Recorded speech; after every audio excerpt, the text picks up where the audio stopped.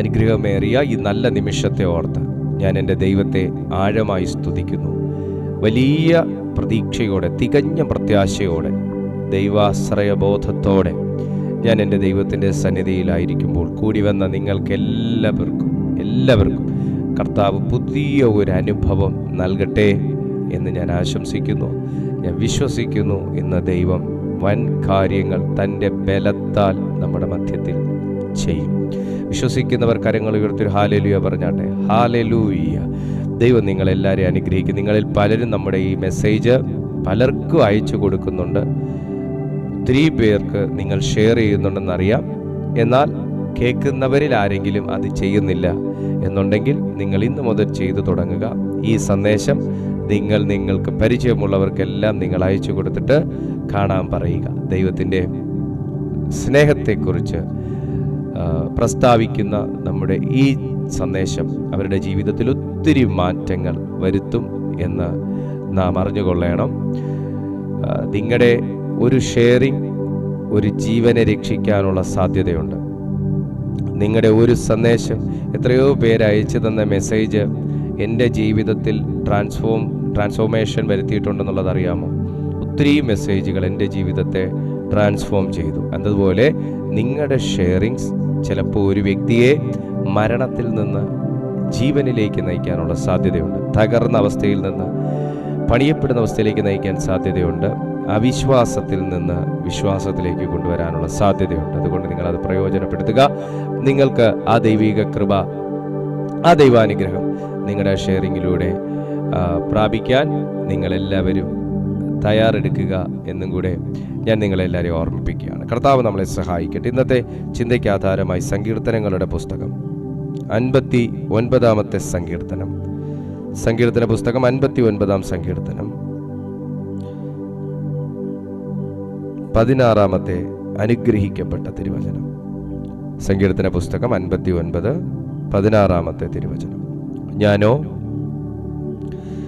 നിന്റെ ബലത്തെക്കുറിച്ച് പാടും, അതികാലത്ത് ഞാൻ നിന്റെ ദയയെക്കുറിച്ച് ഘോഷിച്ചാനന്ദിക്കും. കഷ്ടകാലത്ത് നീ എൻ്റെ ഗോപുരവും അഭയസ്ഥാനവും ആയിരുന്നു. വാക്കുകൾ ആരുടേതാണെന്ന് ഞാൻ പറയാതെ തന്നെ നിങ്ങൾക്കെല്ലാവർക്കും മനസ്സിലായി കാണും. ഇത്രയും ഡീപ്പായിട്ട് ഒരു സങ്കീർത്തനം എഴുതണമെങ്കിലും, ഇത്രയും ബോധ്യങ്ങളോടുകൂടെ ഞാനത് ചെയ്യും എന്ന് പറയണമെങ്കിലും അത് ദാവീദ് തന്നെയാണ്. ദാവീദ് ഈ സങ്കീർത്തനം എഴുതുന്ന പശ്ചാത്തലം താനൊരു വിടുതലിൻ്റെ ഘട്ടത്തിൽ, താനൊരു വിടുവിക്കപ്പെട്ട അവസ്ഥയിൽ നിന്നുകൊണ്ട് താൻ എഴുതുന്നൊരു സങ്കീർത്തനമാണ്. അതായത് ശൗലിന് ഏറ്റവും പ്രയോജനമുള്ളൊരു മനുഷ്യനായിരുന്നു ദാവീദ്. ഈ പ്രയോജനമുള്ളവൻ, പ്രയോജനം അനുഭവിച്ച വ്യക്തി ഒരു പരിധിക്കപ്പുറം ഇവൻ പ്രയോജനപ്പെടുന്നത് കണ്ടാൽ അസ്വസ്ഥത ഉളവാകും. ശിഷ്യൻ ഗുരുവിന് മുകളിൽ പോകുമോ എന്നുള്ള ഒരു ഭയം പൊതുവെ നാട്ടിലുണ്ട്. ശിഷ്യൻ ഗുരുവിന് മുകളിൽ പോകാൻ പാടില്ല എന്നുള്ള ഒരു നിർബന്ധ ബുദ്ധി പൊതുവെ മനുഷ്യരിലുണ്ട്. ശിഷ്യൻ തന്നേക്കാൾ അല്പം മാത്രം താഴ്ന്നിരുന്നു കൊള്ളണമെന്നുള്ളൊരു നിർബന്ധ ബുദ്ധി എല്ലാവരിലും ഉണ്ട്. അത് ഗുരുശിഷ്യ ബന്ധത്തിലുമുണ്ട്, അമ്മായിയമ്മ മരുമകളിലും ഉണ്ട്, ഭാര്യ ഭർത്താവിലും ഉണ്ട്. എല്ലായിടത്തും ഈ ഒരു സ്പിരിറ്റ് ഇങ്ങനെ വർക്കൗട്ടാകും. പക്ഷേ ദാവീദ് എപ്പോഴും ആശ്രയിച്ചിരുന്നത് ദൈവത്തിൻ്റെ ബലത്തിലായിരുന്നു.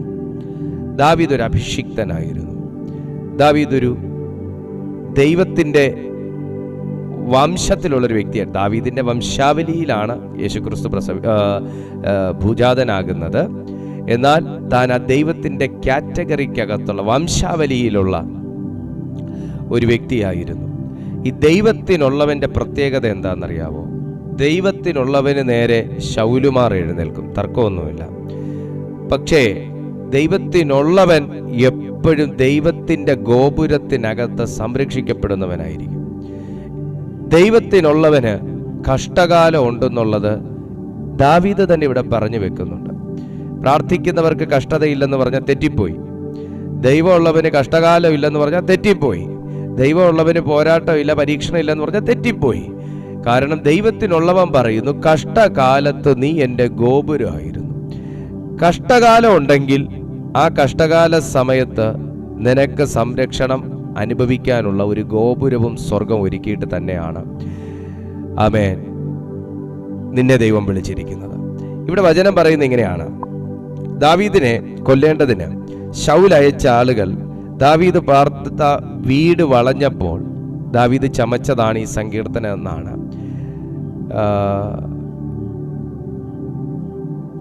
ബൈബിൾ പണ്ഡിതന്മാർ പഠിപ്പിക്കുന്നത്, അവർ കണ്ടെത്തിയിരിക്കുന്നത്.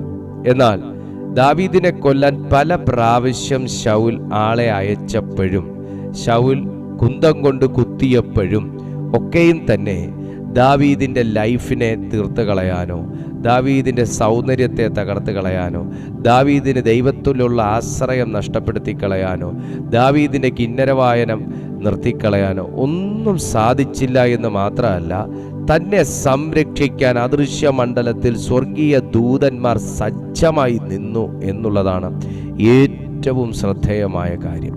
ദൃശ്യമണ്ഡലത്തിൽ ദാവീദുമാരെ കൊല്ലാനും ഒടുക്കാനും ശൗലുമാർ എഴുന്നേറ്റാലും, ദൃശ്യമണ്ഡലത്തിൽ ദാവീദിനെ കണ്ടെത്താൻ വേണ്ടി ഒരു കൂട്ടം ഇറങ്ങി പുറപ്പെട്ടാലും, ദൃശ്യമണ്ഡലത്തിൽ ദാവീദിനെ മുടിച്ചിട്ടല്ലാതെ വീട്ടിൽ കയറത്തില്ലെന്ന് പറഞ്ഞ് ഒരു കൂട്ടർ പ്രതിജ്ഞ എടുത്താലും, അദൃശ്യ മണ്ഡലത്തിൽ ഇതുപോലുള്ള ദൈവാശ്രയ ബോധമുള്ള ദാവീദുമാരെ സംരക്ഷിക്കാൻ ദൂതന്മാർ സജ്ജമായി നിൽക്കും. ഇന്ന് വിശ്വസിക്കുന്ന ഏതെങ്കിലും ദാവീദുമാർ എന്നെ കേൾക്കുന്നുണ്ടെങ്കിൽ, എന്തുകൊണ്ടാണ് നിന്റെ പുറകെ ചിലർ ഇങ്ങനെ കൊല്ലാക്കൊല ചെയ്യാൻ വേണ്ടി നടക്കുന്നത് എന്ന് ചോദിച്ചാൽ കാര്യം വേറെ ഒന്നുമല്ല, നീ ദൈവത്തിനുള്ളത് കൊണ്ട് തന്നെയാണ്. എന്തുകൊണ്ടാണ് നിന്റെ പുറകെ ഇങ്ങനെ നടക്കുന്നതെന്ന് ചോദിച്ചാൽ നിന്റെ മേൽ ഒരു ദാവീദിന്റെ അഭിഷേകം വ്യാപരിക്കുന്നത് കൊണ്ട് തന്നെയാണ്. എന്തുകൊണ്ടാണ് ചിലർ നിങ്ങളെ വിടാതെ പുറകെ നടന്ന് ഇറിറ്റേറ്റ് ചെയ്യുന്നത് എന്ന് ചോദിച്ചാൽ അവരെ ഇറിറ്റേറ്റ് ചെയ്യുന്ന ഒരു സംഭവം നിന്നിലുണ്ട് എന്നുള്ളതാണ്. ഹല്ലേലൂയ. ദൈവത്തിന്റെ ബലത്തെക്കുറിച്ച് വ്യക്തമായി മനസ്സിലാക്കിയ ഒരു വ്യക്തിയാണ് ദാവീദ്. എന്തുകൊണ്ടാണ് അബ്രഹാം, ഞാൻ തുടക്കത്തിൽ പറഞ്ഞ പോലെ, എന്തുകൊണ്ടാണ് അബ്രഹാം ഇത്രയും ദൈവത്തെ വിശ്വസിച്ചെന്നറിയാമോ? ദൈവത്തിന്റെ വചനത്തിലുള്ള വിശ്വാസം തന്നെയാണ്. പക്ഷെ ഒന്നും കൂടെ ഞാൻ വ്യക്തതയോടെ പറഞ്ഞു കഴിഞ്ഞാൽ, ദൈവത്തിന്റെ വാക്കിലുള്ള ബലമാണ് അബ്രഹാമിനെ ദൈവത്തോട് ഇത്ര അടുപ്പിച്ചത്. ദൈവത്തിന്റെ വാക്കിന്റെ പ്രത്യേകത, ദൈവത്തിന്റെ വാക്കിന്റെ ബലത്തിന്റെ പ്രത്യേകത, എത്ര അകന്നു നിൽക്കുന്ന ഒരു വ്യക്തിയെയും അവൻ പോലും അറിയാതെ ദൈവത്തോട് അടുപ്പിക്കുന്ന അത്രയും ലാവണ്യമുള്ള ഒന്നാണ്. കർത്താവിൻ്റെ ശബ്ദം പെരുവെള്ളത്തിൻ്റെ ഇരച്ചിൽ പോലെ എന്നൊക്കെ ബൈബിൾ പഠിപ്പിക്കുന്നുണ്ടെങ്കിലും ദൈവത്തിൻ്റെ വാക്കിനകത്തൊരു ബലമുണ്ട്, അസാധാരണമായ ബലമുണ്ട്.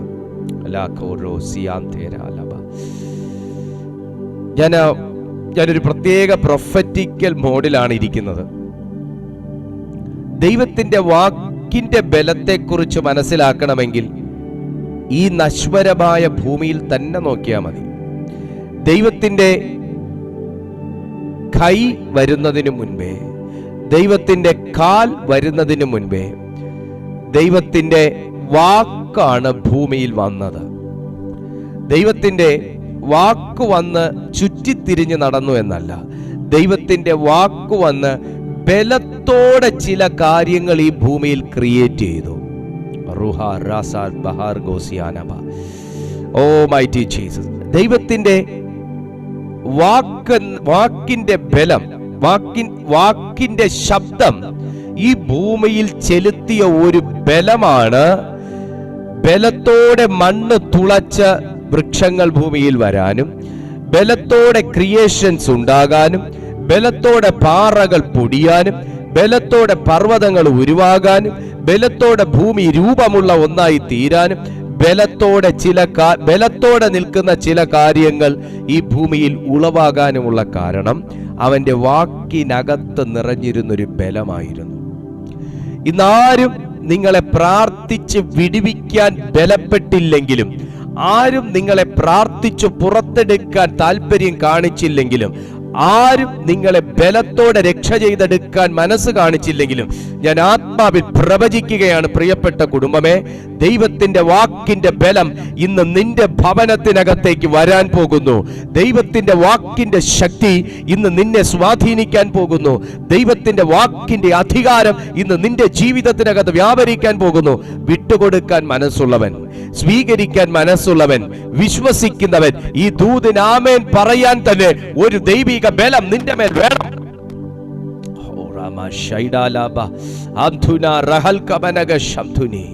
നിങ്ങളൊന്ന് ചിന്തിച്ചിട്ടുണ്ടോ? ആ വാക്കിന്റെ ബലമാണ് ഈ ഭൂമിയിൽ ഇന്ന് നമ്മൾ കാണുന്ന സകലത്തിന്റെയും കാരണം. ദൈവത്തിന്റെ വാക്കിന്റെ ബലം ഇത്ര അധികമാണെങ്കിൽ അവന്റെ കരത്തിന്റെ ബലം എത്ര വലുതായിരിക്കും. ഇവിടെ ദാവീദ് എന്ന് പറയുന്ന മനുഷ്യനെ ഈ കാണുന്ന 100 കണക്കിന് പടയാളികളുടെ കണ്ണിൽ നിന്നും കയ്യിൽ നിന്നും, ശൗലിന്റെ ആയുധത്തിൽ നിന്നും കോപത്തിൽ നിന്നും ദൈവം രക്ഷിച്ചത് ദൈവം തന്നെ ദാവീദിന് മറവിടമായിരുന്നത് കൊണ്ടാണ്. ശൗലിന് ദാവീദ് എന്ന് പറയുന്ന മനുഷ്യൻ ശത്രുവായിട്ടല്ല പരിചയപ്പെടുന്നത്. ഫിലിസ്ത്യന്റെ 200 ഫിലിസ്ത്യന്മാരെ കൊന്നതുകൊണ്ട് ശൗലിന് ദാവീദ് ഏറ്റവും പ്രിയനായിട്ട് മാറി. എന്നെ കേട്ടോണ്ടിരിക്കുമ്പോൾ ഒത്തിരി പ്രിയപ്പെട്ട വ്യക്തിയായിരുന്ന നിങ്ങൾ ഇന്ന് പലർക്കും ശത്രുവായി മാറി. ദാവീദ് എന്ന് പറയുന്ന മനുഷ്യൻ ശൗലിനൊരു ഉപകാരിയായിരുന്നു. ദാവീദിന് ദുരാത്മാവ് ഇളകുന്ന സമയത്ത് ശൗല് കിന്നരം എടുത്ത് മീട്ടി അദ്ദേഹത്തെ രക്ഷ ചെയ്തെടുത്തോണ്ടിരുന്നൊരു വ്യക്തിയാ. നോർത്തു നോക്കണം അല്ലേ? നിങ്ങൾ ഉപകാരിയായി ഇരുന്നിട്ടും ഇന്ന് ഉപകാരം ചെയ്ത പലർക്കും നിങ്ങൾ ശത്രുവായി മാറിയില്ലേ? നിങ്ങൾ ഒരു കാലം വളരെ പ്രയോജനപ്പെട്ടുകൊണ്ടിരുന്ന ചില വ്യക്തികൾ തന്നെ, നിങ്ങളുള്ളത് കൊണ്ട് തന്നെ കാര്യങ്ങൾക്ക് വലിയ വ്യത്യാസം വന്ന വ്യക്തികൾ തന്നെ ഇന്ന് നിങ്ങളെ ശത്രുവായി കാണുന്നില്ലേ? ദാവീദിന്റെ അവസ്ഥ അത് തന്നെയായിരുന്നു. അത് നിങ്ങളെ ദൈവം കാണാത്തോണ്ടോ, നിങ്ങൾക്ക് ദൈവം ഇല്ലാത്തോണ്ടോ, ദൈവം തന്നെ ഇല്ലാത്തോണ്ടോ അല്ല. അത് ദൈവം ഉള്ളത് കൊണ്ടും അസൂയപ്പെടുന്ന എന്തോ ഒന്ന് നിങ്ങളുടെ മേൽ ദൈവം നിക്ഷേപിച്ചിട്ടുള്ളത് കൊണ്ടും തന്നെയാണ്. എനിക്ക് പണ്ട് ഇങ്ങനെ ഒരു സ്വഭാവം ഉണ്ടായിരുന്നു. പ്രാർത്ഥിക്കുന്ന എനിക്ക് എന്തെങ്കിലും പോരാട്ടം വന്നാൽ എനിക്ക് പിന്നെ ദൈവത്തോടൊരു അസ്വസ്ഥതയാണ്. പിന്നെ ദൈവം ഉണ്ടെങ്കിൽ പിന്നെ എനിക്ക് എന്നാ ഇങ്ങനെ ദൈവം എന്തൊന്നും കാണുന്നില്ല. പിന്നെ പിന്നീടാണ് ഞാനത് മനസ്സിലാക്കിയത്.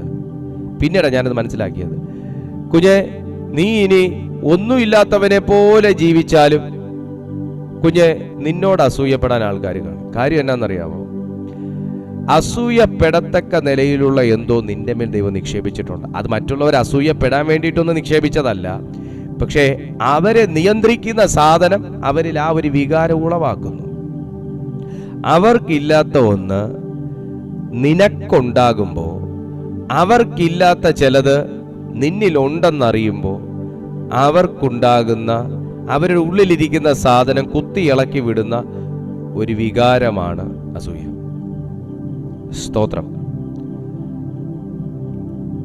ദാവീദ് കിന്നരം വായിച്ചിട്ടും ദുരാത്മാവ് വിട്ടുപോയി, പക്ഷെ ശൗലിന്റെ അസൂയ വിട്ടുപോയില്ല. നിങ്ങൾ ഇനി തല കുത്തിയിരുന്ന് ഉപവസിച്ചാലും കുറെ കാര്യമൊക്കെ അങ്ങ് മെച്ചം വരും. പക്ഷെ ചിലരുടെ ജന്മനാ കിട്ടിയ ഒരു ജന്മവാസന എന്ന് പറയുന്ന പോലുള്ള അസൂയക്ക് വ്യത്യാസം വരാൻ വലിയ ബുദ്ധിമുട്ടാണ്. അത് അവൻ തന്നെ തിരിച്ചറിഞ്ഞ് മാനസാന്തരപ്പെട്ട് ഉപേക്ഷിച്ചാലേ സാധനം വിട്ടുപോകും. Glory to Jesus. പക്ഷേ നീ നിലനിൽക്കണമെന്നും, നീ ജീവിച്ചിരിക്കണമെന്നും, നീ പ്രയോജനപ്പെടണമെന്നും, നീ ദൈവത്തിന്റെ സാക്ഷിയായി നിൽക്കണമെന്നും, നീ ഉയർച്ച പ്രാപിക്കണമെന്നും ദൈവം തമ്പുരാൻ തീരുമാനിച്ചിട്ടുണ്ടെങ്കിൽ, ഇനി ശൗലിന്റെ ഒരു വലിയ ഗണം തന്നെ ഇറങ്ങി വന്നാലും നിന്നെ മുടിച്ചു കളയാൻ കഴിയത്തില്ല. ഞാനിത് ആരോട് പ്രവചിക്കുകയാണ്. സ്തോത്രം. ഹല്ലേലൂയ. ശൗലിനെ കൊണ്ട്, ദാവീദിനെ കൊണ്ട് ഉപകാരം മാത്രമേ ശൗലിനുണ്ടായിട്ടുള്ളൂ. ഇസ്രായേലിനെ തകർക്കാൻ വന്ന ഫിലിസ്ത്യന്റെ മുമ്പിൽ, ഗോലിയാത്തിനെ ശൗലിന്റെ പട്ടാളമൊന്നുമല്ല രക്ഷിച്ചത്. ദാവീദിന്റെ കയ്യിലിരുന്ന അഭിഷേകമുള്ള കല്ലാണ് രക്ഷിച്ചത്. ദാവീദിന്റെ മേലുള്ള അഭിഷേകമാണ് രക്ഷിച്ചത്. ദാവീദിനെ കൊണ്ട് ഉപയോഗമേ ഉള്ളൂ. ഉപയോഗമേ ഉള്ളൂ. വലിയൊരു വലിയ പ്രതിസന്ധിയിൽ, അല്ലേ? നിങ്ങളും അങ്ങനെ തന്നെ അല്ലേ? വലിയൊരു പ്രതിസന്ധിയിൽ നിങ്ങളുടെ പ്രാർത്ഥന തന്നെ തുണച്ച വ്യക്തികൾ ഇന്ന് നിങ്ങൾക്ക് ശത്രുവായി തിരിഞ്ഞു. അന്ന് ദൈവത്തിന്റെ ബലത്തോടെ അവർക്ക് വിടുതൽ ലഭിക്കാനുള്ള കാരണം നിങ്ങളുടെ പ്രാർത്ഥനയാണ്, നിങ്ങളുടെ ഒരു ശുപാർശയാണ്, നിങ്ങളുടെ ഒരു സമയബന്ധിതമായ ഇടപെടലാണ്, സമയോചിതമായ ഇടപെടലാണ്. പക്ഷേ കാര്യം കഴിഞ്ഞു കളഞ്ഞപ്പോ ഇപ്പൊ നിങ്ങൾ ശത്രുവായി മാറി. കുഞ്ഞെ, അത് നിന്റെ പ്രശ്നമല്ല. എന്നിട്ടും എന്തുകൊണ്ടാണ് ദാവീദ് ഓടിയതെന്ന് ഞാൻ പറയട്ടെ. ദാവീദ് പ്രാണരക്ഷാർത്ഥം ഓടിയെന്നാണ് അവിടെ പറയുന്നത്. പ്രാണരക്ഷാർത്ഥം ഓടിയ ദാവീദ് ശൗലിന്റെ കൊട്ടാരത്തിലുണ്ടെങ്കിൽ ദാവീദിനെ കൊല്ലാനൊന്നും പോകുന്നില്ല, കൊല്ലാനേ പോകുന്നില്ല. കാരണം ദൈവത്തിന്റെ മകനാണ് ദാവീദ്, ദൈവത്തിന്റെ അഭിഷിക്തനാണ് ദാവീദ്, ദൈവം കണ്ടിരിക്കുന്ന വ്യക്തിയാണ് ദാവീദ്. പക്ഷേ അവിടെ നിന്ന് വീണ്ടും വീണ്ടും വീണ്ടും ദാവീദിന് ശൗൽ ദോഷം ചെയ്താൽ ദൈവത്തിന്റെ കോപം ശൗലിന്റെ മേൽ വരാൻ സാധ്യതയുണ്ട്. ദാവീദ് ഇത് അറിഞ്ഞുകൊണ്ട് ഓടിയതാണോ അറിയാതെ ഓടിയതാണോ എന്ന് എനിക്ക് അറിഞ്ഞുകൂടാ. പക്ഷെ ഞാൻ നിങ്ങളോട് പറയുന്നു, വചനം വായിച്ചപ്പോൾ എനിക്ക് മനസ്സിലായി, ദാവീദ് ഓടിയത് ശൗലിന് നല്ലത്. കാരണം വീണ്ടും വീണ്ടും വീണ്ടും ശൗലിന് നേരെ കുന്തം നീട്ടുമ്പോൾ ദൈവത്തിന്റെ കോപം ശൗലിന്റെ മേൽ വരാനുള്ള സാധ്യത വളരെ കൂടുതലാണ്. സുഹൃത്തെ, ചില വ്യക്തികളുടെ മുമ്പിൽ വായ തുറക്കാൻ കഴിയാതെ നീ പലപ്പോഴും ഒഴിഞ്ഞു മാറി നടന്നിട്ടും ഇതൊന്നും ദൈവം കാണുന്നില്ല എന്ന് വിചാരിക്കരുത്. നിങ്ങളെ വേദനിപ്പിക്കുന്നതിന് തക്കവണ്ണം നിങ്ങൾ തിരിച്ചു വേദനിപ്പിക്കാത്തത് നിങ്ങൾ ദൈവ പൈതലായതുകൊണ്ടാണെന്നുള്ളത് ദൈവം അറിയുന്നു. എന്നിട്ടും നിങ്ങളുടെ വേദനകളും നിരാശകളും നിങ്ങളുടെ പ്രാണരക്ഷാർത്ഥമുള്ള ഒളിച്ചോട്ടവും പ്രാണരക്ഷാർത്ഥമുള്ള കാര്യങ്ങളൊന്നും ദൈവം കാണുന്നില്ല എന്ന് വിചാരിക്കരുത്. പക്ഷേ ഇന്ന് പരിശുദ്ധാത്മാവ് ആരോടൊക്കെയോ പറയുന്നു, ദൈവം ഗോപുരമായിരുന്ന് സംരക്ഷിക്കുന്ന ചിലർ ഇതിനകത്തുണ്ട്. അനർത്ഥം ഒത്തിരി വന്നിട്ടും അതിനകത്തൊന്നും പെടാതെ വണ്ണം ദൈവം ഗോപുരമായിരുന്ന് സംരക്ഷിക്കുന്നവർ ഇതിനകത്തുണ്ട്.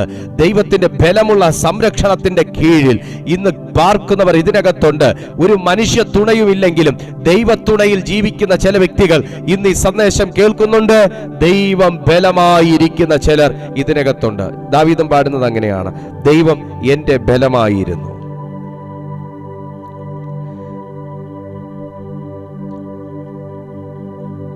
പ്രയോജനം ഉണ്ടായിരുന്ന ദാവീദിന് നേരെ ശൗൽ ഇങ്ങനെ തിരിയാണ്.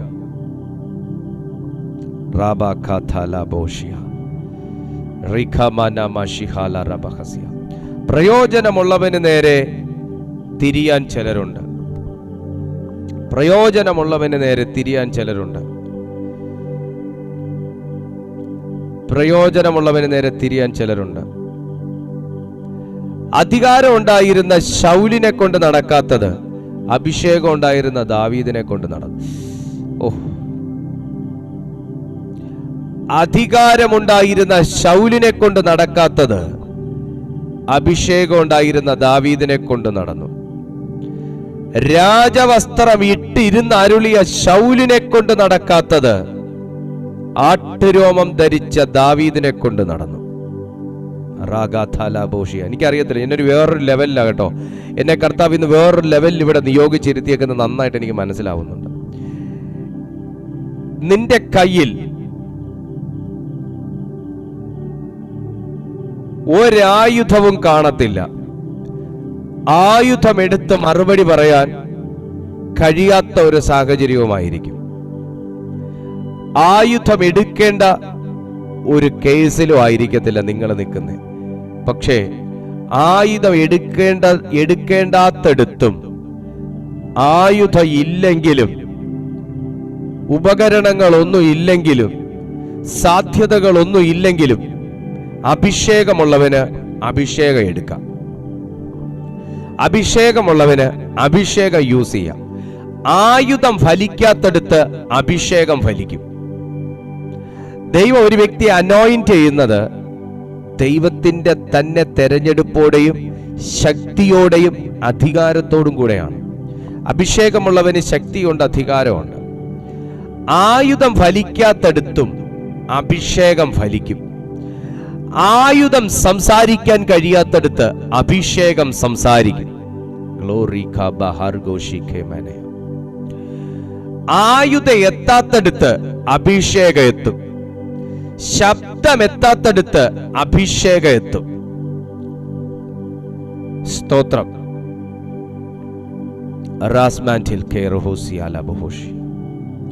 അഭിഷേകം ഉള്ളവന്റെ കൂടെ ദൈവം ഉണ്ടെന്ന് നിങ്ങൾ ആദ്യം മനസ്സിലാക്കണം. അഭിഷേകം ഉള്ളവന്റെ കൂടെ ദൈവമുണ്ട്. പഴയ നിയമത്തിലെ അഭിഷേകമല്ല, പുതിയ നിയമത്തിലെ അഭിഷേകം തികച്ചും വ്യത്യസ്തമാണ്. പരിശുദ്ധാത്മാവ് കൊണ്ടും ശക്തി കൊണ്ടും ഉള്ളൊരു അഭിഷേകമാണ്. പഴയ നിയമത്തിൽ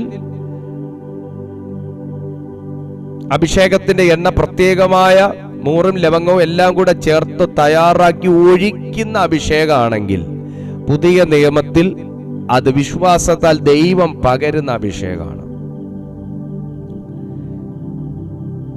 ആ അഭിഷേകം രാജാസനത്തിൽ ഇരിക്കാൻ കൊള്ളാം. പിന്നെ പുരോഹിത അഭിഷേകമുണ്ട്, പ്രവാചക അഭിഷേകം, അങ്ങനെ പലതുണ്ട്.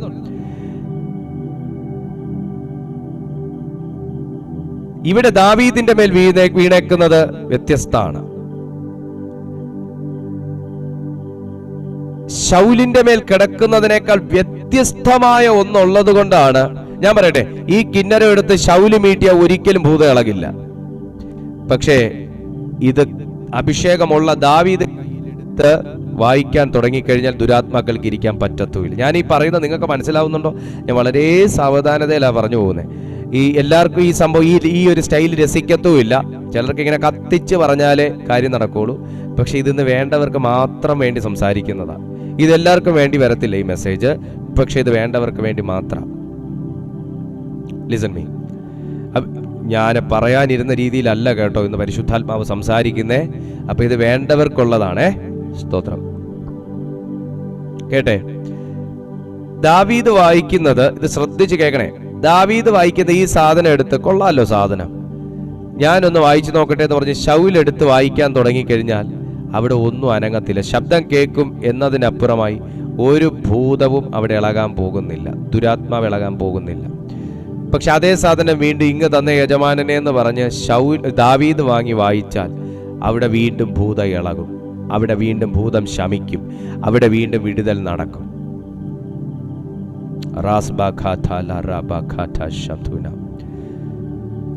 ആയുധമുള്ളവനെ അടക്കിയിരുത്താൻ അഭിഷേകമുള്ളവന്റെ ശബ്ദം വേണ്ടി വന്നതുപോലെ, ആയുധമുള്ളവനെ സ്വസ്ഥതയിൽ പ്രവേശിപ്പിക്കാൻ അഭിഷേകമുള്ളവന്റെ ശബ്ദം വേണ്ടി വന്നതുപോലെ, അധികാരമുള്ളവനെ അധികാരത്തിൽ തന്നെ നിലനിർത്താൻ, അധികാരമുള്ളവനെ ആയുസ്സുള്ളവനാക്കി നിലനിർത്താൻ, രാജ്യത്തിന് പ്രയോജനമുള്ളവനെ പ്രയോജനപ്പെടുത്തേണ്ടതിന് അവനെ ആയുസ്സോടും ആരോഗ്യത്തോടും കൂടെ ഇരുത്താൻ അഭിഷേകമുള്ളവന്റെ ശബ്ദം വേണ്ടി വന്നതുപോലെ, ഇന്ന് ഞാൻ ആത്മാവിൽ നിങ്ങളെ നോക്കി പ്രവചിക്കുന്നു. നിന്റെ പ്രാർത്ഥനയുടെ ശബ്ദം ദൈവത്തിന് വേണം, നിന്റെ പ്രാർത്ഥനയുടെ സ്വരം ദൈവത്തിന് വേണം, നിന്റെ അഭിഷേകം ദൈവത്തിന് പ്രയോജനപ്പെടുത്താനുണ്ട്.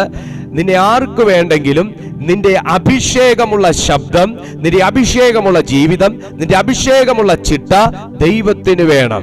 നിന്നെ വിശ്വസിക്കുന്ന ചിലർക്ക് വേണം, നിന്റെ പ്രാർത്ഥനയിൽ വിശ്വസിക്കുന്ന ചിലർക്ക് വേണം, നിന്റെ ശുശ്രൂഷയിൽ വിശ്വസിക്കുന്ന ചിലർക്ക് വേണം. നിന്റെ നാടിന് വേണ്ടെങ്കിലും വീടിന് വേണ്ടെങ്കിലും ദൈവത്തിന് വേണ്ടി ദൈവം നിന്നെ അഭിഷേകം ചെയ്ത് നിർത്തിയിരിക്കാൻ നിന്റെ ശബ്ദം ദൈവത്തിന് ആവശ്യമുണ്ട്. നിങ്ങളുടെ ശബ്ദം പലർക്കും ചിലപ്പോൾ അരോചകമായിരിക്കാം, പക്ഷെ ദൈവത്തിന് വേണം. ഞാൻ അതാ പറഞ്ഞേ, അധികാരമുള്ള ശൗലിനെ സ്വസ്ഥതയോടെ ഇരുന്ന് ഭരിക്കാൻ അഭിഷേകമുള്ള ദാവീദിന്റെ ശബ്ദം വേണ്ടി വന്നു.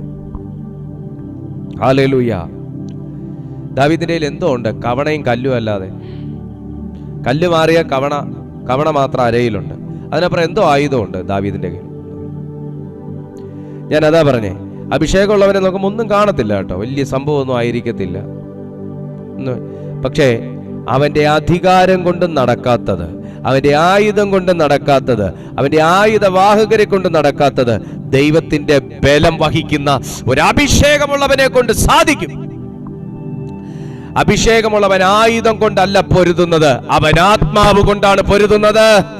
അഭിഷേകമുള്ളവൻ ആയുധം കൊണ്ടല്ല നടക്കുന്നത്, അവൻ ആത്മാവിന്റെ ആയുധം കൊണ്ടാണ് ജീവിക്കുന്നത്. അഭിഷേകമുള്ളവൻ ആയുധമല്ല കൈകളിലെടുക്കുന്നത്, ആത്മാവിന്റെ വാളാണ് കയ്യിലെടുക്കുന്നത്. ആമേൻ.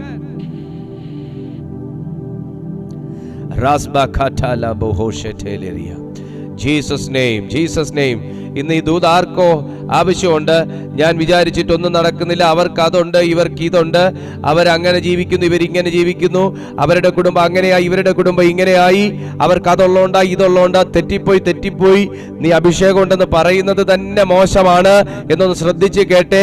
അവനുള്ളത് നിനക്ക് കാണത്തില്ല, അവനുള്ളത് ഒരുപക്ഷെ നിനക്ക് കാണത്തില്ല, പക്ഷെ അവനില്ലാത്ത ഒന്ന് ദൈവം നിന്റെ മേൽ പകർന്നിട്ടുണ്ട്. അവനായുധമുണ്ട്, എനിക്ക് ആയുധമില്ല, അവന് സിംഹാസനമുണ്ട്, എനിക്ക് സിംഹാസനം ഇല്ല. നല്ല ദാവീദ് പറഞ്ഞത്, ആയുധമുണ്ടായിട്ടും സിംഹാസനം ഉണ്ടായിട്ടും നടക്കാത്തത് അഭിഷേകമുള്ളത് കൊണ്ട് മാത്രം നടന്നു എന്നാണ് ഞാൻ പറഞ്ഞതിന്റെ അർത്ഥം. ആയുധമുള്ളവന്റെ ആയുധം അവന്റെ ഉറയിൽ തന്നെ കിടക്കാനും, ആയുധമുള്ളവന്റെ സിംഹാസനം അവൻ ഉറപ്പിച്ചു കിട്ടാനും, ആയുധമുള്ളവന്റെ അധികാരമുള്ളവന്റെ ഭരണകാലയളവ് പിന്നെയും മുൻപോട്ട് നീളാനും അഭിഷേകമുള്ളവനുള്ളത് കൊണ്ടാണ് സാധിച്ചത്. അല്ലെങ്കിൽ ആ പട്ടണം കത്തിപ്പോയേനെ, ഫെലിസ്ത്യ സൈന്യം ആ പട്ടണം കൈയടക്കിയേനെ. എന്നെ മനസ്സിലായോ നിങ്ങൾക്ക്? കാര്യം നിങ്ങൾക്ക് പ്രത്യേകിച്ച് ഒരു വിലയും വീട്ടിൽ കാണത്തില്ലായിരിക്കാം, നിങ്ങൾക്ക് നിങ്ങളുടെ ബന്ധുക്കൾ അല്ലെങ്കിൽ ചാർച്ചക്കാർ, കൂട്ടുകാർ, സഹപാഠികൾ വില തരുന്നില്ലായിരിക്കാം. പക്ഷെ ഒരു സത്യം ഞാൻ പറയട്ടെ, നിന്നെ കൊണ്ട് മാത്രം ചെയ്യാൻ കഴിയുന്ന ചിലത് ദൈവം നിന്നെ നിക്ഷേപിച്ചിട്ടുണ്ട്. അത് കണ്ടെത്തുകയാണ് നിന്റെ ജീവിതം, അത് കണ്ടെത്തുകയാണ് നിങ്ങളുടെ ജീവിതം. Hallelujah, praise to Jesus. ഈ ബലത്തെക്കുറിച്ച് ദാവീദ് പറഞ്ഞത്, എനിക്ക് ഈ ബലം ഉള്ളത് കൊണ്ട് ശൗലിന് എന്നോട് അസൂയ, എനിക്ക് ഈ ബലം ഉള്ളത് കൊണ്ട് ശൗലിന് എന്നോട് അസൂയ. ശൗലിനില്ലാത്ത ഒന്ന് എനിക്കുണ്ട്. ശൗലിന്റെ ദൈവം തന്നെ കേട്ടോ ദാവീദിന്റെ ദൈവം. പക്ഷെ ദാവീദ് ദൈവത്തിന് എങ്ങനെ ആയിരിക്കണമെന്നറിയായിരുന്നു, ശൗലിന് അതറിയത്തില്ലായിരുന്നു. ശൗലിന്റെ മേൽ ദുരാത്മാവ് കയറി. മോനെ, രണ്ടുപേരും അഭിഷേകമുള്ളത് തന്നെ, പക്ഷേ ശൗൽ അഭിഷേകത്തെ നിലനിർത്തി, ദാവീദ് അഭിഷേകത്തെ വില കൽപ്പിച്ചില്ല. ദൈവം നിന്റെ മേൽ തന്നേക്കുന്നതിനെ വില കൽപ്പിക്കുക. ഹല്ലേലൂയ. എബ്രായർക്ക് എഴുതിയ ലേഖനം 5-ാമത്തെ അധ്യായം അതിന്റെ 7-ാമത്തെ വാക്യം ഒന്ന് വായിച്ചേ. എബ്രായർക്ക് എഴുതിയ ലേഖനം 5-ാമത്തെ അധ്യായം അതിന്റെ 7-ാമത്തെ വാക്യം.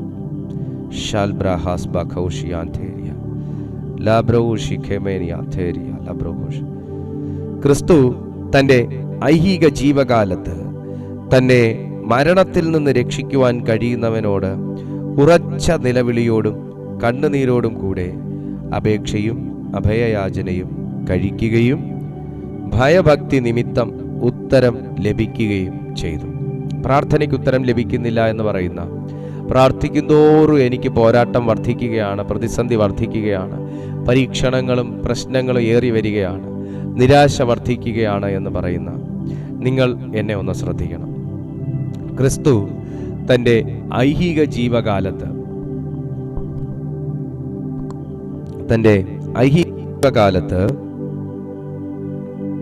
തന്നെ മരണത്തിൽ നിന്ന് രക്ഷിക്കുവാൻ കഴിയുന്നവനോട്, വാക്ക് ശ്രദ്ധിക്കണം, മരണത്തിൽ നിന്ന് രക്ഷിക്കാൻ കഴിയുന്നവനോട്, മരണത്തിൽ നിന്ന് രക്ഷിക്കാൻ കഴിയുന്നവനോട് ആരോട് സംസാരിച്ചാലാണ് എൻ്റെ കാര്യത്തിന് വിടുതലുള്ളതെന്നൊക്കെ അറിയാവുന്ന വ്യക്തിയായിരുന്നു ക്രിസ്തു. ആരുടെ ബലത്തിലാണ് എനിക്ക് മുൻപോട്ട് പോകാൻ കഴിയുന്നവനെന്ന് അറിയാവുന്നവനായിരുന്നു ദാവീദ്. ആരിൽ ആശ്രയിച്ചാലാണ് എൻ്റെ ആയുസ്സിന് സംരക്ഷണം ഉണ്ടാകുന്നത് എന്നറിയുന്ന വ്യക്തിയായിരുന്നു ദാവീദ്. അതുപോലെ തന്നെയാണ് ആർക്കെന്നെ വിടുവിക്കാൻ കഴിയുമെന്നും ആർക്കെനിക്ക് ഉത്തരം നൽകാൻ കഴിയുമെന്നും അറിയാവുന്ന വ്യക്തിയായിരുന്നു യേശുക്രിസ്തു. നിങ്ങൾ തിരിഞ്ഞു ചിന്തിക്കരുത്. നിങ്ങൾ ഈ വചനത്തെ നിങ്ങൾ ശ്രദ്ധയോടെ കേൾക്കുക. ക്രിസ്തു തൻ്റെ ഐഹിക ജീവകാലത്ത്, ക്രിസ്തുവിന് ഐഹിക ജീവകാലത്ത് നിലവിളിക്കേണ്ട ഒരു അവസ്ഥയിൽ താൻ എത്തിയിരുന്നു. എല്ലാ മനുഷ്യരുടെ ജീവിതത്തിലും ഈ ഒരു ഘട്ടത്തിലൂടെ അവർ കടന്നു പോകും, ഒന്നോ അതിലധികമോ പ്രാവശ്യം. തൻ്റെ ഐഹിക ജീവകാലത്ത്, ഈ ലോകത്തിലെ ജീവകാലത്ത് യേശുക്രിസ്തുവിനെ നിലവിളിക്കേണ്ടി വന്നു എന്ന് പറഞ്ഞാൽ നിങ്ങൾ വിശ്വസിക്കുമോ? വചനം പറയുന്നു, കഷ്ടതയും പോരാട്ടവും കൊണ്ട് നമ്മൾ ദൈവസന്നിധിയിൽ പെറ്റീഷൻ ഫയൽ ചെയ്യുകയും ദൈവത്തിന് നേരെ വിരൽ ചൂണ്ടുകയും ചെയ്യുമ്പോൾ ദൈവപുത്രന് പോലും ഈ ഭൂമിയിൽ ഇങ്ങനെ ഒരു ഘട്ടത്തിൽ താൻ കടന്നു പോകേണ്ടി വന്നു. നിങ്ങൾ കർത്താവിനെ അവിടെ വില കൽപ്പിക്കേണ്ട കാരണം എന്താന്ന് ചോദിച്ചാൽ, ഉറച്ച നിലവിളി എന്ന ഒരു വാക്ക് അവിടെ പറയുന്നുണ്ട്. ഉറച്ച നിലവിളി. നമുക്ക് നിലവിളിയുണ്ട്. ഉറപ്പുള്ള നിലവിളിയാണോ എന്നുള്ളത് ഒന്ന് രണ്ട് പ്രാവശ്യം ഒന്ന് നമ്മൾ ചിന്തിക്കുന്നത് നല്ലതാണ്. ഉറച്ച നിലവിളി. രണ്ട്, അഭയയാചന. ഒരു ഭക്തൻ അല്ലെങ്കിൽ ഒരു ദൈവ പൈതലിന് ഉത്തരം ലഭിക്കുന്നതിനുള്ള രണ്ട് ടിപ്പാണ് യേശുക്രിസ്തുവിന്റെ ജീവിതം നമുക്ക് വെളിപ്പെടുത്തി തന്നത്. യേശുവിന്റെ ലൈഫ് നമുക്ക് വെളിപ്പെടുത്തി തന്ന രണ്ട് കാര്യമാണ്: ഉറച്ച നിലവിളി, രണ്ട്, അഭയയാചന.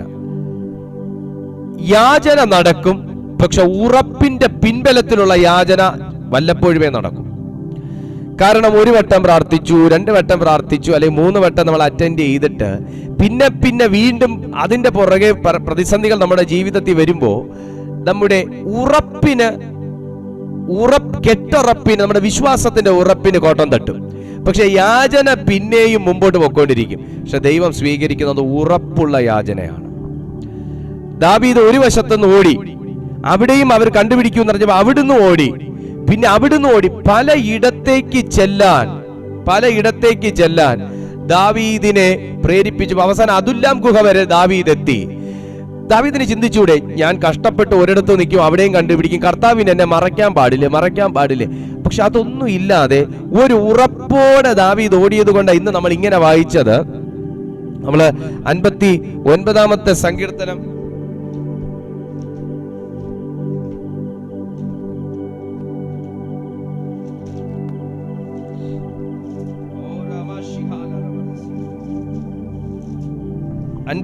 ന്റെ 12 നമ്മൾ ഇങ്ങനെ വായിച്ചത്, 16 ഇങ്ങനെ വായിച്ചത്: ഞാനോ നിന്റെ ബലത്തെക്കുറിച്ച് പാടും, അധികാലത്ത് ഞാൻ നിന്റെ ദയയെക്കുറിച്ച് ഘോഷിച്ചാനന്ദിക്കും. കഷ്ടകാലത്ത് നീ എൻ്റെ ഗോപുരവും അഭയസ്ഥാനവും ആയിരുന്നു. ദൈവത്തെ അഭയം ചൊല്ലുന്ന ഒരു വ്യക്തിയെ പോലും കർത്താവ് വിട്ട സാഹചര്യം ഇല്ലെന്ന് പഴയ നിയമം തന്നെ നമുക്ക് തെളിവ് തരികയാണ്. ഈ ഉറച്ച നിലവിളിയോടെ ദാവീദ് ഓടിയത് കൊണ്ടും ദൈവത്തെ അഭയം ചൊല്ലിയത് കൊണ്ടുമാ അദ്ദേഹത്തെ ദൈവം ആ കഷ്ടതയിൽ നിന്നും ആ ഭരണത്തിൽ നിന്നും വിടുവിച്ചത്. എന്നതുപോലെ യേശുക്രിസ്തുവിന്റെയും ആ ഒരു അഭയം ചൊല്ലൽ നിങ്ങൾ ശ്രദ്ധിക്കുക. ഉറച്ച നിലവിളിയോടും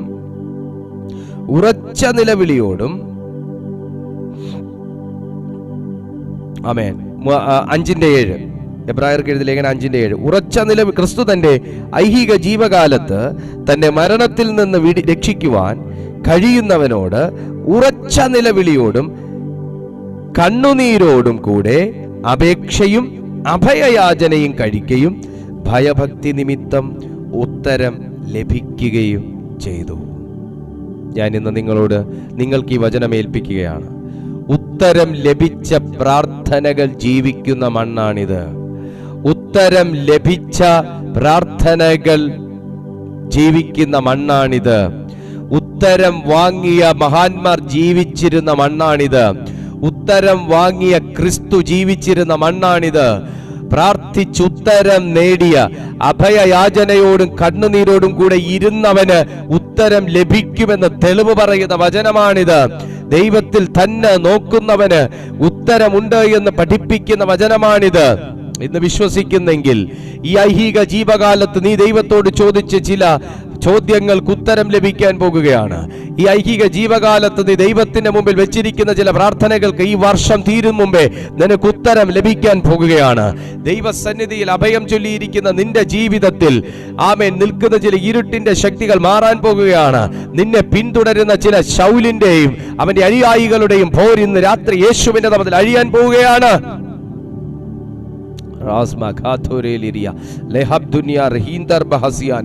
യേശുവിന്റെ നാമത്തിൽ.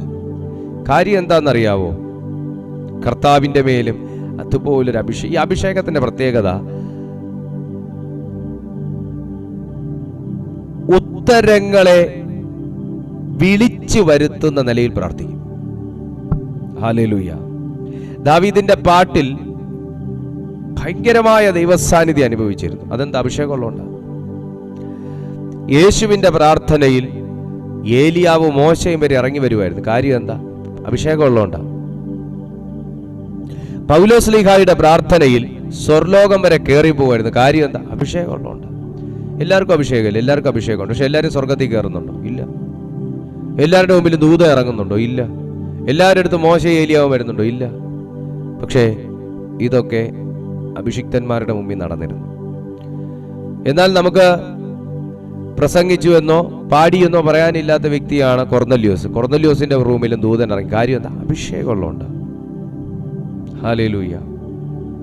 അഭിഷേകമുള്ളതുകൊണ്ട്. യേശുക്രിസ്തുവിൻ ഈ അഭിഷേകത്തിന്റെ പ്രത്യേകത പറഞ്ഞു. അഭിഷേകത്തിന്റെ പ്രത്യേകത എന്താണെന്ന് ചോദിച്ചാൽ, ഉത്തരങ്ങൾ വിളിച്ചു വരുത്തുന്ന നിലയിൽ പ്രാർത്ഥിക്കും. ഈ ഉത്തരം വരാൻ വൈകിയാൽ പോലും മടുപ്പുണ്ടാകത്തില്ല. അതാണ് ഈ അഭിഷേകത്തിന്റെ പ്രത്യേകത. അഭിഷേകമല്ല, നമ്മൾ ആ നമ്മുടെ ഒരു മൈൻഡ് പവറിന്റെ ലെവലിൽ ഇരുന്നാണ് പ്രാർത്ഥിക്കുന്നതെന്നുണ്ടെങ്കിൽ നമ്മൾ മടുക്കും. നിങ്ങളിൽ ആർക്കെങ്കിലും ഒക്കെ മടുപ്പ് വരുന്നുണ്ടെങ്കിൽ നിങ്ങൾ മനസ്സിലാക്കിക്കൊള്ളുക, നിങ്ങളുടെ വർക്ക് ചെയ്യുന്നത് നിങ്ങളുടെ സ്വയമാണ് വർക്ക് ചെയ്യുക. സ്വയം വർക്ക് ചെയ്യാൻ അനുവദിച്ചാൽ ശരിയാകത്തില്ല. ആത്മാവ് വർക്ക് ചെയ്യാൻ അനുവദിക്കണം. Glory to Jesus. ദാവീദ് ഒരിടത്തുനിന്ന് മാറി മറ്റൊരിടത്തും അവിടുന്ന് ഓടി ഇവിടെ പോകുമ്പോഴും അദ്ദേഹം മടുക്കാത്തതിന്റെ പിന്നിലെ കാരണം അദ്ദേഹത്തിന് അറിയാം അദ്ദേഹത്തിന്റെ ബലം എന്താന്ന്. ഇന്ന് ദൈവം ബലമായിരിക്കുന്നവർക്ക് മടുപ്പുണ്ടാകത്തില്ല കേട്ടോ. ദൈവം ബലമായിരിക്കുന്നവർക്ക് മടുപ്പുണ്ടാകത്തില്ല. ക്രിസ്തു തന്റെ ഐഹിക ജീവകാലത്ത് തന്റെ മരണത്തിൽ നിന്ന് രക്ഷിക്കുവാൻ കഴിയുന്നവനോട്, ഇന്ന് നിങ്ങൾ ആരെ ആശ്രയിക്കുന്നത്? നിങ്ങൾ ആരുടെ വചനാണ് ആശ്രയിക്കുന്നതെന്നറിയാവോ? ഇത് നിങ്ങൾ ദൈവത്തിന്റെ വചനത്തിൽ നിങ്ങൾ ആശ്രയിച്ചിരിക്കുമ്പോൾ, ജനാത്മാവിൽ പറയട്ടെ, ദൈവത്തിന്റെ വചനത്തിൽ നിങ്ങൾ ആശ്രയിച്ചിരിക്കുമ്പോൾ ഒന്ന് സ്തോത്രം ചെയ്തേ. Glory to Jesus. ദൈവത്തിന്റെ വചനത്തിൽ നിങ്ങൾ ആശ്രയിച്ചിരിക്കുമ്പോൾ നിങ്ങളെ ആ ഒരു കഷ്ടതയുടെ അനുഭവത്തിൽ നിന്ന്, ആ മരണത്തിന്റെ അനുഭവത്തിൽ നിന്ന് പരിശുദ്ധാത്മാവ് വിടുവിക്കാൻ ആഗ്രഹിക്കുകയാണ്. നിങ്ങൾ എത്ര പേർ വിശ്വസിക്കുന്നു? ദാവീദിന് ദൈവം മറുപടി കൊടുത്തതുപോലെ, ദാവീദിന് പരിശുദ്ധാത്മാവ് മറുപടി കൊടുത്തതുപോലെ, ആമേൻ, ദാവീദിന് മറുപടി കൊടുത്തതുപോലെ, യേശുവിന് മറുപടി കൊടുത്തതുപോലെ നിങ്ങളുടെ പ്രാർത്ഥനയ്ക്ക് പരിശുദ്ധാത്മാവ് മറുപടി നൽകാൻ പോകുകയാണ്. വിശ്വസിക്കുന്ന എല്ലാവരും കർത്താവിനെ ഒന്ന് സ്തുതിച്ചേ. എല്ലാ ദൈവമക്കളും കർത്താവിനെ ഒന്ന് സ്തുതിച്ചേ. ആമേൻ. ഒരു ദാവീദിന് ശൗലിന്റെ വാളിൽ നിന്നും അവന്റെ അനുയായികളിൽ നിന്നും വിടുതൽ കൊടുത്തതുപോലെ ഇന്ന് ദൈവത്തിന്റെ ആത്മാവ് ഇന്ന് എന്നെ കാണുന്ന ചിലരുടെ പ്രാർത്ഥനകൾക്ക് മറുപടി നൽകാൻ പോവുകയാണ്.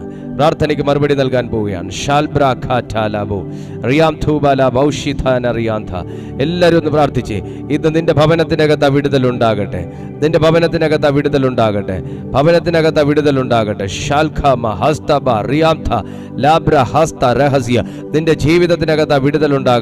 നിന്റെ ലൈഫിൽ വിടുതലുണ്ടാകട്ടെ. ദൈവം ബലമെന്നുള്ള നിലകളിൽ വിശ്വസിക്കുന്നവർ, നിന്റെ അഭിഷേകത്തിൽ സംശയമില്ലാത്തവർ, ദൈവം പകർന്നിട്ടുള്ള അഭിഷേകത്തിൽ സംശയമില്ലാത്തവർ ഇന്നൊന്ന് പ്രാർത്ഥിച്ചു തുടങ്ങിയേ.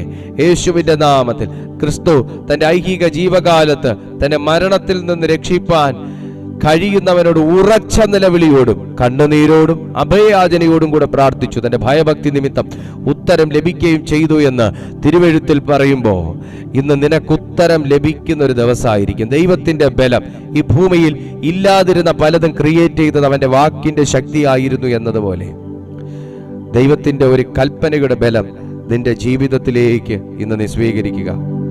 അതെ കർത്താവേ, നിന്റെ ബലം എന്റെ വിഷയങ്ങളിൽ വെളിപ്പെടണമെന്ന് മാത്രം പറഞ്ഞാൽ മതി.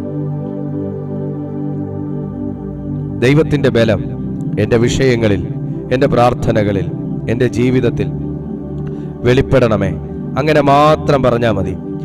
ആ ബലം ജീവിതത്തിലേക്ക് വരുവാൻ തക്കവണ്ണം ദൈവാത്മാവിന്ന് അത് അയക്കാൻ തിരുമനസ്സാകും എന്ന് നാം വിശ്വസിക്കുക.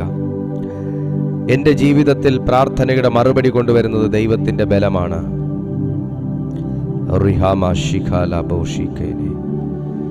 എൻ്റെ ജീവിതത്തിൽ പ്രാർത്ഥനയുടെ മറുപടി കൊണ്ടുവരുന്നത് ദൈവത്തിൻ്റെ ബലമാണ്. മറ്റൊന്ന്, നിന്റെ പ്രാർത്ഥനയുടെ മറുപടിയെ തടയുന്നത്, തകർക്കുന്നതും ദൈവത്തിൻ്റെ ബലമാണ്. ഇതാരോടൊക്കെയോ കർത്താവ് പറയുന്ന ഓരോരോ വാക്കുകളാണ്.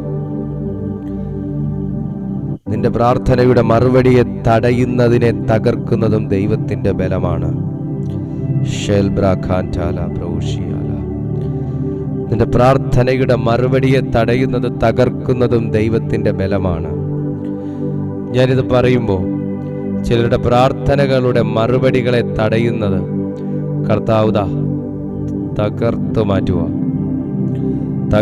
മാറ്റുക. നിന്റെ പ്രാർത്ഥനയുടെ മറുപടിയെ തടയുന്നുണ്ടോ? നിന്റെ ഉത്തരം നിനക്ക് കിട്ടരുതെന്ന് വെല്ലുവിളിക്കുന്നുണ്ടോ? ഇത് തന്നെ ദാവീദിന്റെയും സംഭവിച്ചത്. എന്താണെന്നറിയാവോ? ശൗലിനെയും കൊണ്ട് നടക്കാത്തത് ദാവീദിനെ കൊണ്ട് നടക്കുന്നു. പുള്ളി ശബ്ദം ഉണ്ടാക്കിയാൽ തന്നെ അഭിഷേകം ചലിക്കുക. പുള്ളി കല്ലെടുത്താൽ തന്നെ വിടുതൽ നടക്കുക. പുള്ളി ഒരു കാര്യം ചിന്തിച്ചാൽ നടക്കുക. ഓ, അസൂയ വന്നില്ലെങ്കിലല്ലേ അതിശയമുള്ളൂ. അദ്ദേഹം നാവെടുത്ത പ്രവൃത്തി നടക്കുക. അദ്ദേഹം കൈ ചലിപ്പിച്ച കാര്യം നടക്കുക. ഇവിടെ നമ്മൾ ഒരു 1000 വട്ടം ചെയ്യാൻ നോക്കിയിട്ട് നടക്കുന്നില്ല. അങ്ങനെ ഒരു അവസ്ഥയുണ്ടോ? തടയുന്നുണ്ടോ?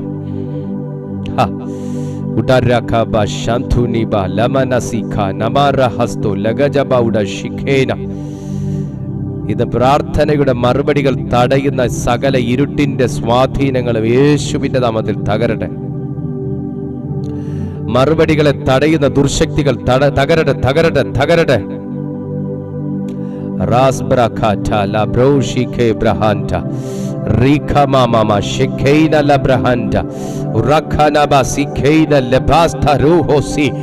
നിന്റെ ശബ്ദം ഇനി ആവശ്യം വരുന്നൊരു സമയം ഉണ്ടാകാൻ പോവാ. നിന്റെ പ്രസൻസ് ആവശ്യം വരുന്നൊരു സമയം വരാൻ പോവുക. യേശുവിന്റെ നാമത്തിൽ ആയുധമില്ലാത്ത നിന്നോട് തന്നെ ഈ ദൂത് പറയുന്നേ. അവരെ പോലെ ഒന്നും എനിക്കില്ല എന്ന് പറയുന്ന നിങ്ങളോട് തന്നെ ദൂത് പറയുന്നേ. അവർക്ക് ആയുധം ഉണ്ടെങ്കിലും നടക്കാത്തത് നിന്റെ അഭിഷേകം ഉള്ളത് കൊണ്ട് നടക്കും. അവർക്ക് എന്തൊക്കെ ഉണ്ടെങ്കിലും നടക്കാത്തത് നിനക്ക് ദൈവം പകർന്നിരിക്കുന്ന അഭിഷേകം ഉള്ളത് കൊണ്ട് നടക്കും. അവരെത്രയൊക്കെ ശ്രമിച്ചിട്ടും കടക്കാത്തത് നീ അഭിഷേകം ഉള്ളതുകൊണ്ട് കടക്കും. ഓ രേഖാമ ശാന്തുന. അവര് ബുദ്ധി കൊണ്ട് ചെയ്തു വെച്ചത് നീ ആത്മാവ് കൊണ്ട് തകർക്കും. അവർ കൂട്ടുകെട്ടോടുകൂടെ ചെയ്യുന്നത് നീ ഏകനായി നിന്നുകൊണ്ട് അഭിഷേകത്തോടുകൂടെ നേരിടും. ഉഠമന ശംതുനി. ഞാനിതെല്ലാം പ്രവചനങ്ങളാണ് പറയുന്നത്. ഞാൻ ഈ പറയുന്നതെല്ലാം പ്രവചനങ്ങളാണ്. ഇതാരോടൊക്കെ, ഇതാർക്കൊക്കെയോ കർത്താവ് നൽകുന്ന പ്രവചന ശബ്ദങ്ങളാണ്. ഇന്ന് വിശ്വസിക്കുന്നവർക്ക് ഇത് ഏറ്റെടുക്കാം. അവരുടെ ജീവിതത്തിൽ ഒരു ദൈവിക ബലം ദൈവം ധരിപ്പിക്കുന്നു.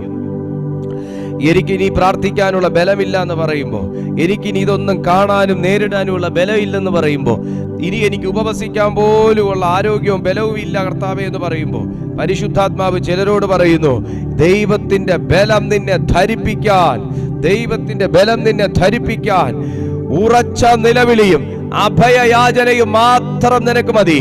ഓ, കണ്ണുനീർ വറ്റാത്ത ഒരു കണ്ണും നിലവിളിക്കാൻ തക്കവണ്ണമുള്ള ഒരു മനസ്സും നിനക്കുണ്ടെങ്കിൽ ദൈവം നിന്റെ മുമ്പിൽ ഉത്തരമായി ഇറങ്ങാൻ പോകുകയാണ്. സുഹൃത്തെ, കർത്താവായ യേശു ക്രിസ്തുവിനെ കുറിച്ച് എബ്രായർ ലേഖകൻ വെളിപ്പെടുത്തുന്നു. അവന് ഉറച്ച നിലവിളിയുണ്ട്. അവന് ദൈവത്തിലുള്ളൊരു ഉറപ്പുണ്ട്. അവന് ദൈവത്തിലുള്ളൊരു ഉറപ്പുണ്ട്. ഇന്ന് മനുഷ്യരിൽ ആശ്രയിക്കാതെ ദൈവത്തിൽ ആശ്രയിക്കാൻ പരിശുദ്ധാത്മാവ് ചിലരോട് പറയുന്നു. ഇന്ന് മനുഷ്യനെ നോക്കാതെ ദൈവത്തിങ്കിലേക്ക് നോക്കാൻ ദൈവം ചിലരോട് പറയുന്നു.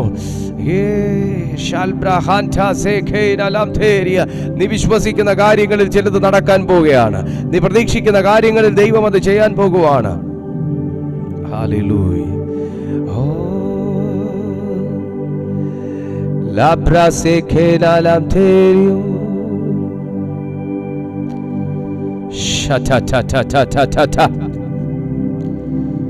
Power of God.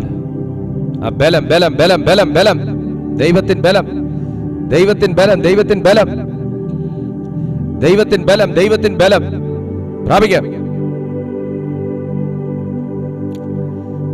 ബുദ്ധി കൊണ്ട് നടക്കാത്തത് അഭിഷേകം വെളിപ്പെടുത്തും.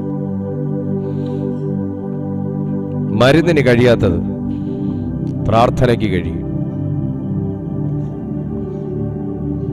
പിതാവേ, ഞാൻ ഈ ജനത്തിനായി പ്രാർത്ഥിക്കുന്നു. കർത്താവായ യേശുവേ, ഇവരുടെ ജീവിതത്തിൽ വലിയ മാറ്റങ്ങൾ ഇന്ന് സംഭവിച്ചു കൊണ്ടിരിക്കുന്നതിനായി നന്ദി.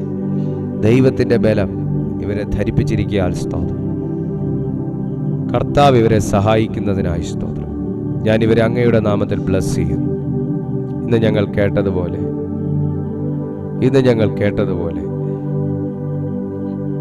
ദൈവത്തിൻ്റെ ബലം അത് ശൗലിൻ്റെ ആക്രമണങ്ങളിൽ നിന്ന് ദാവീദിനെ രക്ഷിച്ച പോലെ